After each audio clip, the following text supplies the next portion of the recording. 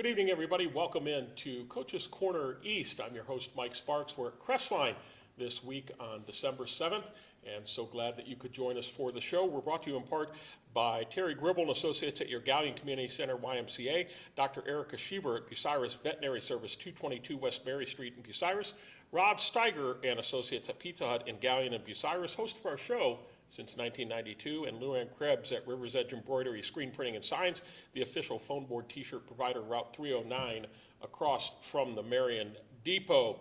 And for the first time this year, we have the Crestline boys basketball team. A little later on, we'll have the girls team and Coach Mickey Spears. And after that, it'll be Cameron Miller, assistant bowling coach at Crestline. We'll be talking to her and getting a demonstration, I believe, so you'll want to stay tuned for that. But first up, Coach Tyler Sanders and the boys team. It's great to see you again. Good to see you. A week ago, you had a game, right? Was it on that Wednesday or 3 weeks ago? Scrimmage. Yeah, you actually had a scrimmage. But now we're fully into the season and fifth year here at Crestline, and 3 consecutive winning seasons after last year. It's the first time that's happened since World War II, looking to make it fourth, and you've been a part of all 3 of those. It was a team that went 14-10 overall, 6-4 in the Mid-Buckeye Conference. You defeated Norwalk St. Paul in the sectional semi, a team that had beaten you the year prior, and then fell to Monroeville in the sectional final, 44-34. But it's also a team where you lost a lot of talent. Not that the cupboard's bare, but those are tough guys to replace. Just kind of reminisce a little bit about that and how you've gone into this year and looked at it differently. Yeah, I mean, I think just last year we were a lot deeper. I mean, these 3 right here were all pretty much, I think Isaiah started most of the year, but came off the bench towards the end of the year. And, we were just much deeper. And this year we're 6, playing 6, but these 3 pretty much don't come off the floor. And it's just been a little bit different. Last year we had a lot of guys that played a lot of varsity basketball and had good leadership and stuff, and these 3 are finding their place and finding their voice and stuff. So it's been different from that standpoint, and we have Logan, Huber, who's a junior, but that's the only player playing in the junior class. So it's just been a little bit different this year. We're just kind of finding our way, and I think what we're finding is we're remaining, for the most part, pretty competitive, and then we're running out of gas. So we're trying to figure that out as coaches and try to get that corrected or find the right rotation of subs to give us as much juice as long as possible. Mm-hmm. Numbers are pretty decent this year. I've heard correctly you're going to play some freshman games this year, have a JV team. What's your total numbers, approximately 9 through 12? No, we have 22, but we have 11 or 12 freshmen. And so we're playing, I think, a 12-game freshman schedule, and then obviously full JV, full varsity. But, the numbers are thick there in the freshman and sophomore classes, but then, like I said, 1 junior and 5 seniors. So. Yeah. And just 1 starter returning, 3 letter winners coming back. You say you had 4 seniors or 5 seniors? We have 5. These 3, Carter Jones and Wyatt Cheney. Oh, okay. All right, very good. And Wyatt, correct? Yeah. Yeah, there's the other. And then those are your starters, basically, Trevor, Jake, Wyatt, Isaiah, and Logan, correct? These 3, Carter Jones and Carter Jones. Carter Jones and Logan. Okay, all right, very good. And then Carter Giesecke, Carter Kogi, both sophomores coming off the bench too? Yeah, they haven't really played too much varsity yet. Kieran Barnett's a freshman. He's been coming off the bench for us. He's improving, real athletic and stuff. But that's kind of what we're talking about as coaches, is getting Goose and Kogi sprinkled in there and trying to help give these guys a couple-minute break here and there. Yeah. Now, certainly philosophy I think every coach has, the philosophy and the sets they want to run or their rotation and things along that lines. But you also have to look at if you're bigger one year or smaller the next year.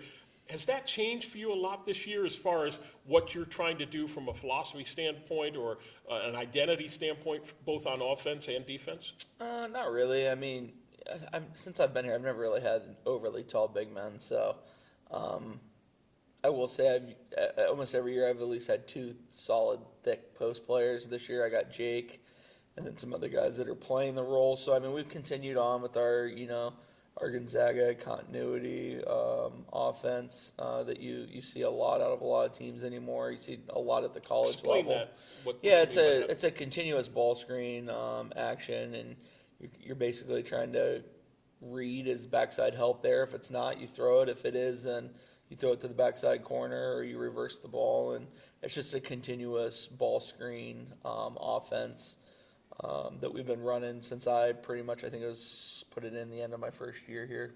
And I've heard coaches talk about this concept or idea or principle, whatever, screen the screener. Is that part of that as well?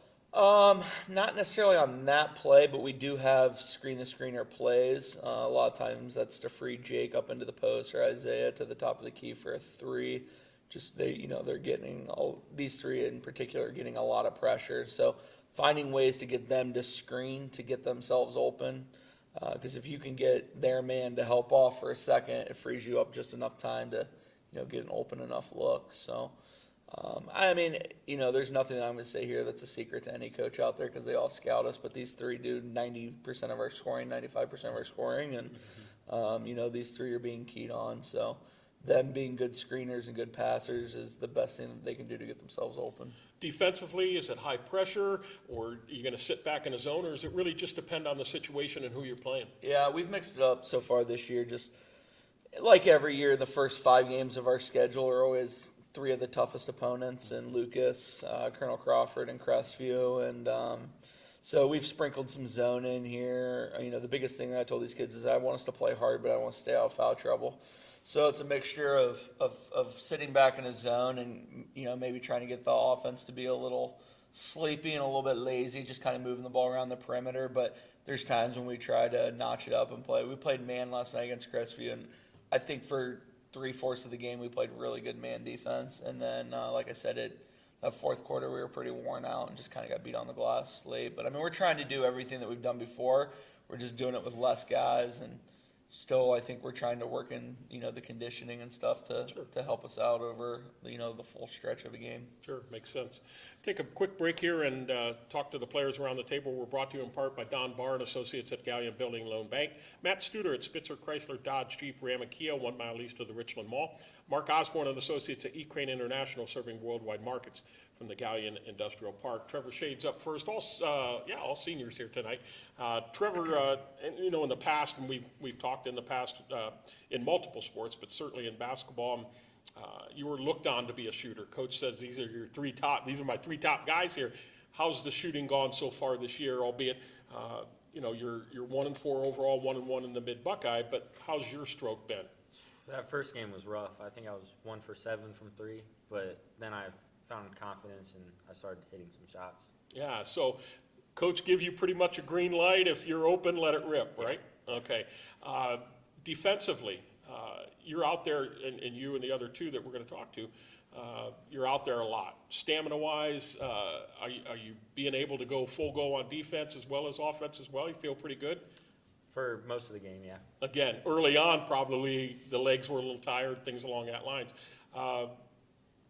Do you ever get to a point where, coach is trying to give you a blow and you're like, I'm okay, I'm good? He really doesn't give us. So. It just never happens. They right? ask, and I usually say no. So. Oh, they're asking, can I have one? And you yes. say, no, you need to stay out there. Oh, that's good. So even though, Coach said you're going to have some tough games early out, we talked about Colonel Crawford and Lucas, of course, Crestview last night. But where do things have to improve really quick in far as you're concerned and what you're thinking? Boxing out and being physical. Mm-hmm. Yeah, and you were a tough football player, you're a quarterback, and you got to learn some of that physicality and apply that now to the basketball court. All right, very good. Well, continued success. And by the way, congratulations. You're going to be going on to play baseball at the next level, correct? Talk briefly about that a little bit. Better competition, good opportunity. Yeah, now your position? Shortstop. Shortstop, okay. So you're going in as a shortstop, yeah. Okay. All right, very good. Well, congratulations on that. Thank you. Isaiah Perry's up next, and I remember last year we talked a lot about you and what you did, and you're kind of dynamic on the court, and I watched you play at least one game, and it just seems like when you get on a roll, things really happen quickly. Has it gone that way for you early this season?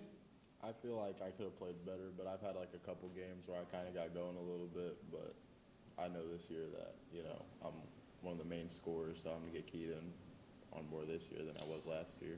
Talk about what that defensive pressure has been like on you. Are they just putting their best defender on you and chasing you around? What's that been like, and what have you done along with your teammates to get open and get the shots that you need, that coach and the team need you to get?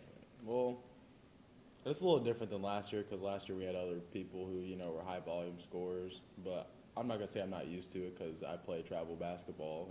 That tend to happen a lot in travel basketball, play more athletic people. So when this does happen to you, when they are keying on the three of you, but you as well, certainly, what are some things that you've done to get yourself open, to get the points, to get the looks? I just try to set good screens for my teammates so they can get open. And, like, if he starts hitting shots, then they have to, look his way a little bit, which helps me get open. Or if my teammates are scoring, that takes less pressure off me. Yeah. Is it hard going the full 32, or? It's just pretty hard. It's pretty hard. Especially at the pace that varsity is, right? And a lot of teams now, it's so wide open, they want to get up and down the court and things along that line. Turnover-wise, how have, not only yourself, but the team, how have you done turnover-wise? Have you limited them, or too many? Turnovers is probably too many. Just too many. We've turned the ball over a lot as a team early on in the season. There's something we got to get. Is it lack of focus, do you think, or just technique? I think it could be a mix of both, really. Physicality, Yeah. technique, and then focus. I think it's a mix of all three of those. Yeah, I was watching the Cavs and the Lakers last night, and there in the first half, it seemed as if the Lakers were just pounding the Cavs on the glass, on the offensive glass, and a lot of that is moving feet and doing things like that. So, it's I'm sure a lot of what you talk about and go through as well. Well, continued success. You got enough hops to get a dunk down this year? I'm not sure. I get a rim raiser every once in a while. Well, that would bring some people out of the seats. That would be nice to see. Right. Hopefully you can get a free run and get one down. Well, continued success. Thanks for coming. Thank you. And the big man, Jake Bruce, it's good to see you again. How's things going? Going good. All right. Taking prisoners down in the paint this year, have you? I'm trying to. There's some big guys out there. Yeah, you look at Crawford and Matty and some of these other guys that you've had to face, and it is a physical game. Let's face it, at the high school level, it's beginning, I think, to resemble a lot more like football, isn't it? You've played football and took a lot of punishment. Do you see that transition as you've grown up through the ranks, that it's just gotten more and more physical? Oh yeah. It's definitely a battle down there, and there's a lot bigger guys than me, so I just gotta match their energy. Do you see that, and again, from the time you were a freshman till now, that the officials are allowing more of that physical play, especially underneath, where you can get away with a little more than maybe you could a few years ago? Yeah, I would say so. I've noticed a lot more dirty stuff going around that the refs aren't calling. Yeah. Yeah, well, I mean, it is what it is. I guess you got to either match it but be cautious about it. You don't want to pick up fouls because then you're sitting next to coach, not helping out your team. From your standpoint, your game, offensively and defensively, what's been the stronger end of the court for you early on in this season? My strong suit is defense. I haven't really got around to scoring the ball as much as I would like to, but defense has always been a big strong suit. Yeah, okay, so boxing out, getting rebounds, things along that lines, help side, things like that. So now we need you to get big, right? Coach probably telling you, get big, command the ball, ask for the ball, and get some post moves in there, maybe pick up a foul, get a three-point play, things like that. Will you let one go from beyond the arc? I forget what game it was, but Coach started me out, Lucas. He started me out, and I was a little off balance, but he said shoot it. So I shot it. It looked good. It just fell short. Yeah, well, at least it was an opportunity to do it for sure. Well, continued success. Good luck to you this year, and I know we'll catch up some point later in the season. I appreciate that. Show's brought to you in part by Stephen Chuck Keller, Keller Auto Parts, your Napa dealer, Uptown Galleon and Crestline, Dr. Thomas M. Britton, Clubview Vision Center next to the golf course in Bucyrus, and Joe Kleiman Associates at the Galleon office of First Federal Bank of Ohio. Taking a look, it was interesting, you've played some non-league games already, Coach, but looking at the rest of your non-league schedule, Western Reserve on the schedule, you get both Sheldons this year. Was that a combo deal that you got, or? No, I mean, I think I've gotten to know Chris just a little bit, and talking to him at camps and stuff. We end up at the same team camp and stuff like that. And he was looking to mix up his schedule a little bit and said that he was willing to travel. And when I heard he was willing to travel, I was like, sure, I'd like playing at home. So, Yeah, right. so that's just the way it is. But no, like as far as you said, the non-conference and the scores have not been fun, but we've also played Colonel, Crestview, and Lucas, and Colonel and Lucas, they could face each other in the district finals, and Crestview should make it out of, in my opinion, I think out of their district. So, I mean, I know it's a long way from now, but 3 incredibly talented teams, and, I knew it would be a different year for us, but I've never shied away from trying to play the best. So,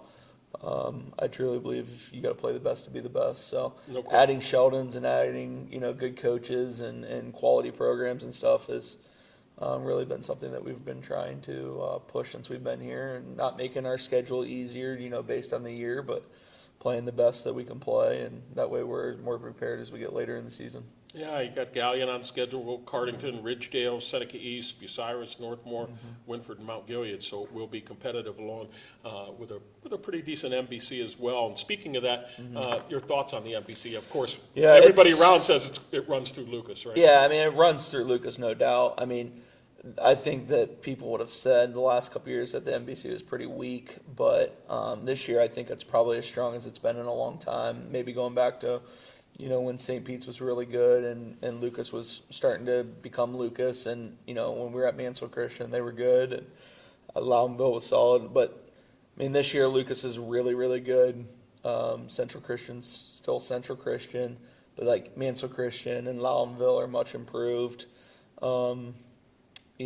And St. Pete's, honestly, I think is a much improved basketball team from last year. So, I mean, the conference is definitely tougher this year. I don't think any conference game for us is, an easy win. Like, last year I felt pretty confident going into some of those games, whereas this year, there's some challenges every night when you're playing in the conference. Yeah, for sure. Well, as you mentioned, you opened the season losing to Buckeye Central, then lost to Colonel Crawford, 2 Northern 10 conference teams, and then got a nice win last Friday at St. Pete, 49-40. What did you like about what your team did, especially responding after 2 tough losses? Yeah, I mean, the first loss was, and these kids, not necessarily these 3, but it's been the challenge to just program-wide, is we lost that first game not because, I mean, Buckeye's much improved.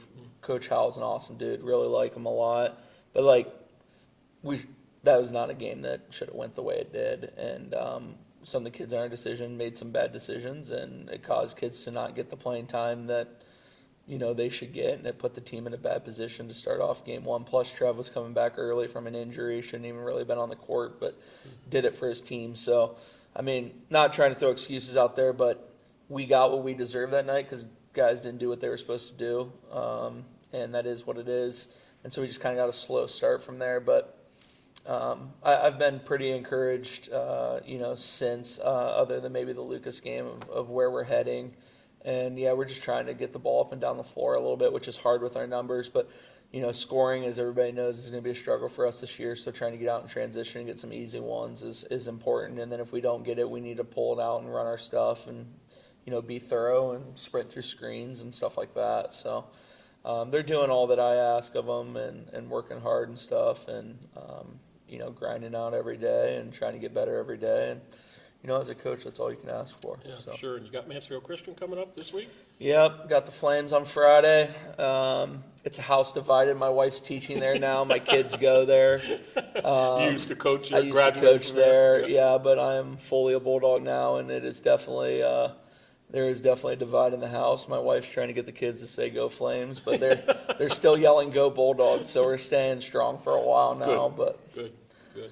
Well, good luck to all of you, and continued success. Keep your heads up, and just suck the minutes up as best you can, and maybe don't pull on the shorts as much as when you say you got to come out. But I commend you guys for doing what you do and with the numbers you have, and put a lot of time and effort in, and hopefully you're going to have great memories this year. And certainly appreciate you coming out. We'll talk in a few weeks. Thanks so much. All right. Take a break. We'll come back and talk Bulldog girl basketball right after this timeout.